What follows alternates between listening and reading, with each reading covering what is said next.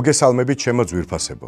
აი, მიუახლოვდით წლის მიწურულს, რაც იმას ნიშნავს, რომ ახლოვდება საახალწლო გათამაშება. ამისთვის კი თქვენი აქტიურობაა საჭირო. შემდეგ გადაცემაში გასათამაშებელ საჩუქრებს გაჩვენებთ. ასე რომ გამოიწერეთ არხი და მოიწონეთ ვიდეო. ჩვენი სპონსორია კროკო. ასევე გავათამაშებთ სასმელებს ჩვენი ზრდასრული მაყურებლისთვის, რომელიც ასკანელმა დააწესა. რისთვისაც მადლობას უხდით ასკანელს.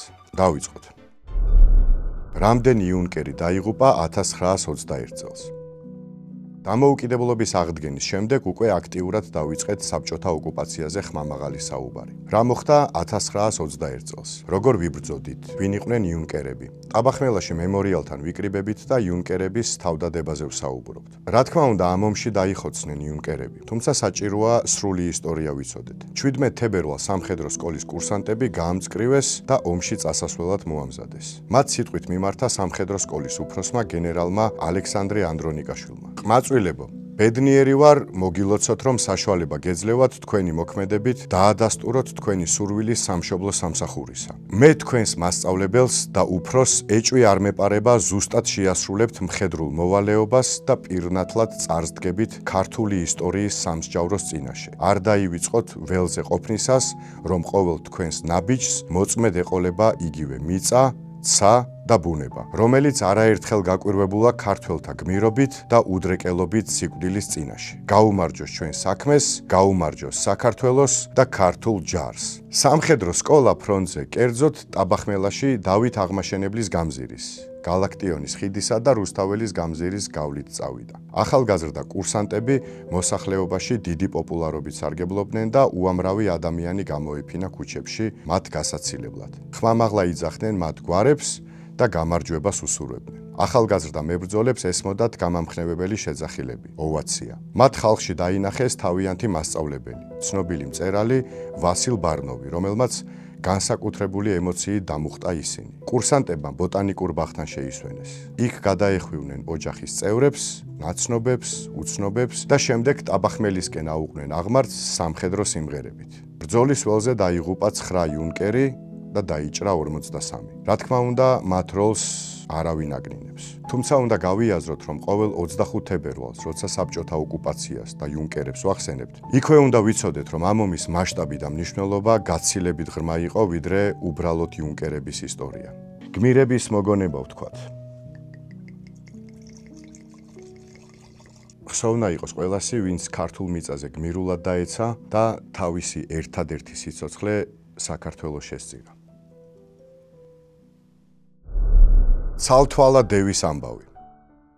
და აი მივადექით ჩემს საყვარელ მწერალს ვაჟა-ფშაველას. მთელი დღე რომ ვილაპარაკო ვაჟაზე, საერთოდ არ მომბეზრდება. მოკლედ ამ ჭიქით ეხლა ვაჟა-ფშაველას დავლოცავ და ამ ამბავსაც მოგიყვებით. ალბათ შეგიმჩნევიათ ფოტოებზე, რომ ვაჟა-ფშაველას ცალი თვალი დაზიანებული ჰქონდა. ის ასეთი არ დაბადებულა ცხადია. დაზიანებულ თვალს თავისი ისტორია აქვს. 1890 წლის ზაფხულში ვაჟა-ფშაველას ბიძამ ხარი დაკლა. საერთოდ ზაფხულში ხორცს დიდი ფასი არ ჰქონდა. ზაფხულში მოგეხსენებათ, ხორცი ძალიან მალე ფუჭდება. ამიტომ ბიძამ ვაჟას ძალიან იაფად მიყიდა ახალ დაკლული ხარი. ჩვენმა სახელოვანმა მწერალმაც ოჯახის სარჩენად ნახევარი ხარი აღკიდა ცხენს და შინ წამოიღო. გარდა სიცხისა კიდევ ერთი უბედურება ის იყო, რომ ხარი აღმოჩნდა ჭირიანი. აუცილებლად უნდა ვთქვათ, რომ რასაკვირველია ეს ვაჟას ბიძამ არ იცოდა. მწვადები იქ გემრიელად მიირთვეს.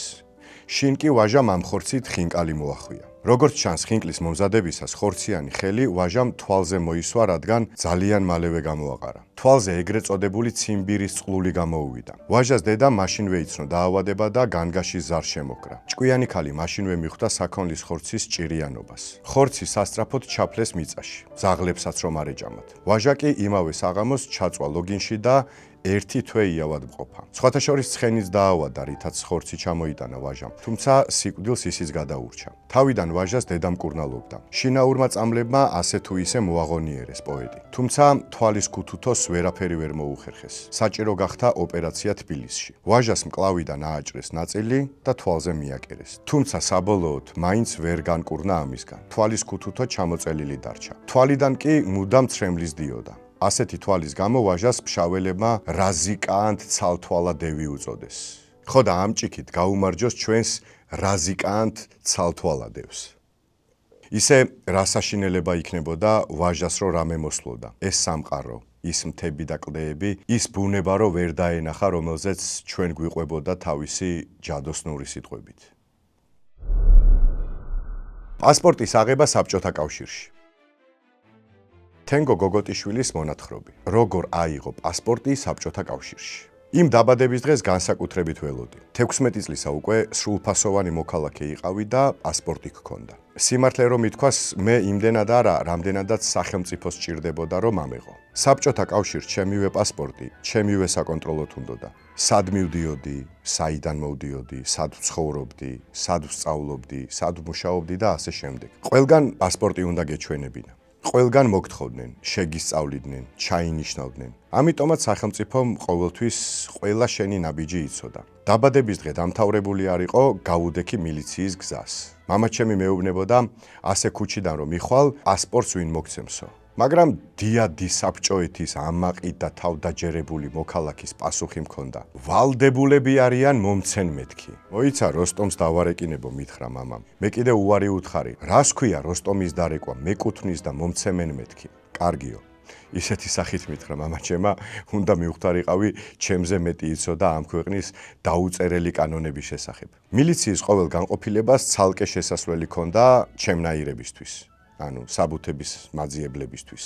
ვიკითხე, პასპორტი როგორ უნდა ავიღო მეთქი. რიგში ჩადექი მიპასუხეს. ერთ ვიწრო დერეფანში 3 სხვადასხვა რიგი იდგა. ისევ ვიკითხე, კერძოდ რომელში მეთქი. საბჭოთა მილიციელებს არ უყვარდათ, შენ რომ რამეს ეკითხებოდი, ამიტომ პასუხი აღარ მაღირსეს. ვიღაც ქალს გული მოულბა და დერეფნის სიმნელიდან გამომძახა, ბოლოს ჩვენ ვართ და ჩვენ შემდეგ იქნებიო. გავიდა ნახევარი საათი, 1 საათი, 2 საათი, რამდენიმე ადამიანი კი შევიდა და გამოვიდა. თუმცა ეს ჩემს რიგს დიდად არ დატყობია. ისევ იმდენი ხალხი იდგა. მარტო მისული მხოლოდ მე ვიყავი. დანარჩენებს ზოგს 1, ზოგს 2 მშობელი ახლდა. დიდი ხნის შემდეგ ამ ოთახიდან, რომელსაც ეწერა მისაღები, ვიღაც ქალი გამოვიდა, კარი საგულდაგულოდ გადარაზა და გამოაცხადა, შესვენებაზე გავდივართო. შესვენება საათზე მეთხანს გაგრძელდა. აი ქალი რო დაბრუნდა, იმაზე დაღლილი ჩანდა, ვიდრე შესვენებაზე გავიდოდა. ამიტომ კითხვა ვერავინ გაუბედა. დღის ბოლოს ჩემი ჯერიც მოვიდა. მარტო მე რომ დამინახა, კი გაუკვირდა, მაგრამ არ შეიმჩნია. გაკრული ხელით დამიწერა პატარა ფურცელზე პასპორტის ასაღებად საჭირო საბუთის სია. შეაგროვებ და მოიტანო. ავიღე ფურცელი და წამოვედი. ჩამონათვალში ერთ-ერთი იყო ცნობა საცხოვრებელი ადგილიდან, რომელსაც ერთი სამსახური გასცემდა, რომელსაც ერქვა სახლთმართველობა.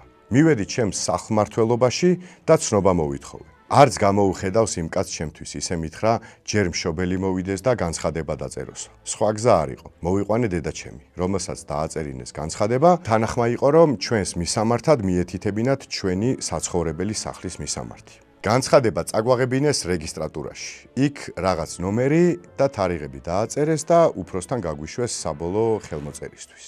დიდი რიგის შემდეგ უფროსმა ხელი მოაწერა და ისევ იმ ოთახში დაუბრუნდით, საიდანაც დავიწყეთ. განცხადება იქ მჯდომა კაცმა საქაღალდეში ჩააკრა და კედელს იქიდან გადაზახა. ცნობა ამობეჭდე საცხოვრებელი ადგილიდანო. როგორც იქნა მოგცეს ცნობა, რომელიც სხვა ოთახში წაგვაღებინეს ხელმოსაწერად. მოკლედ დღის ბოლოს ცნობა მქონდა. ყველა დოკუმენტის შეგროვების ამბავს აღარ მოგიყვებით. ამ ცნობები დახუნძლული მივადექი ისევ საპასპორტოს მისაღებს. ახლა სხვა რიგში მომიწია დგომა. ბოლო-ბოლო აქაც მომიწია რიგმა. საბუთები ჩაიბარეს და მითხრეს ერთ თვეში მოაკითხეო. ერთ თვეში იქ ვიყავი. ამჯერად უკვე სულ სხვა რიგში. რამდენიმე საათიანი დგომის შემდეგ აღმოჩნდა, რომ ყველაფერი მზად იყო, მხოლოდ უფროსის ხელმოწერა აკლდა. ორშაბათს მოდი გაცემის დღე გვაქვსო. ორშაბათს ხელმოცარული დავბრუნდი. შემდეგ ორშაბათსაც, იმის შემდეგ ორშაბათსაც და იმის შემდეგ ორშაბათსაც.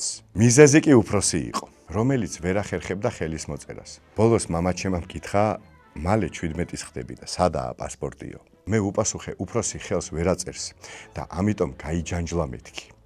დავარეკინებ როსტომსო, კვლავ შემომთავაზა მამაჩემა. არა, აი ახლა ორშაბათს ავიღებ მეთქი. ორშაბათს ამჯერად თათბირის გამო ვერ მოვიდა უფროსი. 2 თვის შემდეგ ერთ-ერთ ორშაბათს მამაჩემა წამიყვანა და მანქანიდან რომ გადმოვედი, 25 მანეთიანი მომცა და მითხრა, პასპორტის აღების რიგში აღარ ჩადგე. უფროსთან შედი პირდაპირ, ეს საბუთებს შორის ჩადე და ისე მიაწოდეო. ბევრი კითხვა გამიჩნდა, მაგრამ მამაჩემა მითხრა, ბიჭო, რასაც გეუბნები გააკეთეო. მოვითხოვე უფროსთან შეხვედრა. არავის გაკვირვებია პირდაპირ შემიყვანეს მილიციის უფროსის ოთახში. მეც გადავეცი საბუთები, შუაში 25 მანეთიანი იდო, მას საბუთები უჯრაში ჩაყარა, ანუ ყნოსვით მიხვდა რაც იდო შიგნით და მდივანს გაზახა მზიამ თავი შემოყო და კითხა გავატანო? გაატანეო ამანაც უთხრა. მზიამ წამიყვანა ურიგოთ და პირდაპირ მომცა პასპორტი. გილოცავ. აი ასე გაიცემოდა პასპორტი საბჭოთა კავშირში. არა მარტო პასპორტი სხვათა შორის. როცა მართვის მოწმობის აღება დამჭირდა და ორჯერ ჩავიჭერე, მამამ კვლავ დარეკა როსტომთან. მესამეც დაზე ავიღე. სახელები როსტომი და მზია, რა თქმა უნდა, შეცვლილია. აი ასეთი ამბები გქონდა დღეისთვის. მოკლედ, არ დაგავიწყდეთ, გამოიწეროთ ჩვენი არხი, მოიწონოთ ვიდეო და მე მომავალ შეხვედრამდე გემშვიდობებით.